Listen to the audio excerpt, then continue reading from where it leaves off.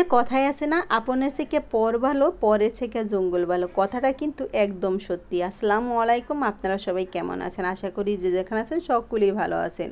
আসলে এই কথাটা বললাম কিসের জন্য জানেন? আপন কিছু লোকজন আছে, এগুলো কিন্তু একজনের ভালো অন্যজনে দেখতে পারে না। আসলে এই ফেসবুকে কাজ করতে আইসা কত মানুষের কত ধরনের কথা যে শুনতেছি, সেটা কিন্তু যারা কাজ করে তারা ছাড়া অন্য কেউ বুঝবে না। আসলবেলা উঠলে একদম সময় পাওয়া যায় না, তার জন্য প্রথমেই কিন্তু বাচ্চাদের নাস্তাটা বানিয়ে নিয়েছি। এটা কিন্তু টিফিনের জন্য দিয়ে দেবো। আজকে কিন্তু শর্টকাট পাস্তা রান্না করতেছি। টিফিন রেডিমেডি করে তারপর সবাই বের করে দিচ্ছি। এখানে কিন্তু বাচ্চার বাবা, মেয়ে, ছেলে সবাই কিন্তু একসাথে বের হয়ে যাচ্ছে।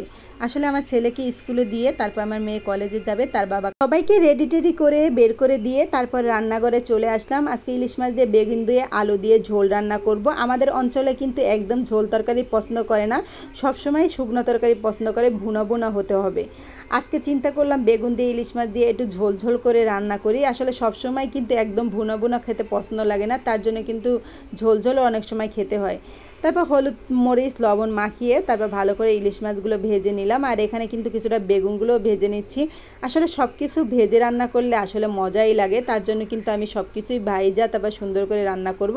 বেগুনগুলো ভাজা শেষ হয়ে গেছে, তারপরে কিন্তু এই যে দেখুন তরকারির হলুদ মরিচ লবণ দিয়ে ভালো করে কষিয়ে নিচ্ছি। তারপরে আলুটা কিন্তু দিয়ে দিলাম। এই মশলাটা কষানোর ভিতরেই আলুটা দিয়ে খুব ভালো করে কষাতে হবে। আমার মা বলতো তরকারি যত ভালো কষানো হবে খেতে তত মজা লাগবে। আর এদিকে কিন্তু চুলায় ভাতও বসিয়ে দিয়েছি, ভাতটাও কিন্তু হয়ে আসছে। আসলে আমাদের এখানে থাকে না দেখে এখানে কিন্তু তাড়াহুড়ো করে রান্না করে নিতেছি। তারপরে এই যে দেখুন ঝোলের পানিটা দিয়ে দিলাম। এখন কিন্তু এখানে কয়েকটা টমেটো ফ্রোজেন করা টমেটো কিন্তু এখানে দিয়ে দিলাম। তারপরে কিন্তু এই যে ঝোলটা দিয়ে তারপরে কিছুক্ষণ পর কিন্তু মাছটা দিয়ে তারপর মাছটা তুলে নিলাম। এই যে দেখুন তুলে নিলাম। এখন চিন্তা করতেছি আরও একটা তরকারি রান্না করা প্রয়োজন, কি রান্না করব। তারপরে চিন্তা করলাম এই যে কবুতরের মাংস, এটা কিন্তু আমার ছেলে অসুস্থ দেখে পাশের ঘরের আন্টি দিয়ে গেছে যে তোর ছেলেকে রান্না করে দে। তার জন্যই বললাম যে আপনের থেকে পর ভালো পরে থেকে জঙ্গল ভালো। এই যে দেখুন পর মানুষে কিন্তু একটু পরে এসে জিগায় যে কি অবস্থা আমার ছেলের শরীরের, একটু খোঁজখবর নেয়, ভালোই লাগে তাই না?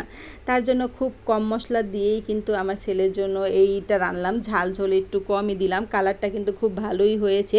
তারপরে কিন্তু কবুতরের মাংসটা রান্নাম। এটার ভিতরে চিন্তা করতেছি যে কয়েকটা আলুও দিব। বাচ্চারা কিন্তু আলুটা খেতে খুব পছন্দ করে, সব বাচ্চারাই আমার মনে হয় যে আলু খেতে অনেক পছন্দ করে, আর আমিও কিন্তু আলু খেতে খুব পছন্দ করি।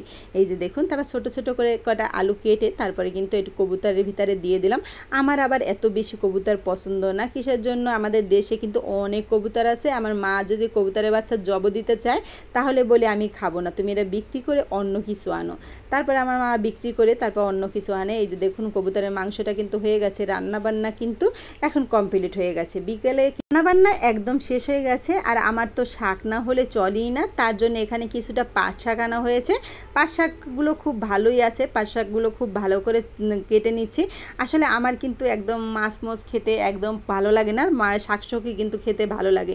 আর এই পাট শাকটা ছিল অনেক ভালো দেখতে, কতটা ভালো দেখতেই বুঝতে পারছেন। 20 টাকায় কিন্তু অনেকগুলো শাক হয়েছে, আর একটু একটু বড় বড়, তার জন্য কিন্তু আমি এই শীটটা কেটে দিচ্ছি, তাহলে কিন্তু এটা ভালো করে সেদ্ধ হবে। আর পাট শাক কার কার পছন্দ অবশ্যই কমেন্ট করে জানিয়েন। আমারও কিন্তু অনেক ভালোই লাগে। আমার বেশি পছন্দ কলমি শাক, পাট শাকটা একটু কম পছন্দ, তারপরে কিন্তু পছন্দ। এই যে দেখুন খুব ভালো করে কিন্তু কাটতেছি। আসলে শাক পাতা কিন্তু কাটতে অনেক কষ্ট, কিন্তু খেতে কিন্তু অনেক ভালো। সবাই কিন্তু শাক পাতা পছন্দ করে, কিন্তু কাটাকাটির জন্য কেউ কেউ আছে খেতে চায় না, কিন্তু আমাদের ঘরে একদিনও কিন্তু শাক ছাড়া চলেই না। তারপরে খুব ভালো করে কিন্তু শাকগুলো কেটে নিচ্ছি। আর এর মতন ভিডিওটা এই পর্যন্তই। আল্লাহ হাফেজ।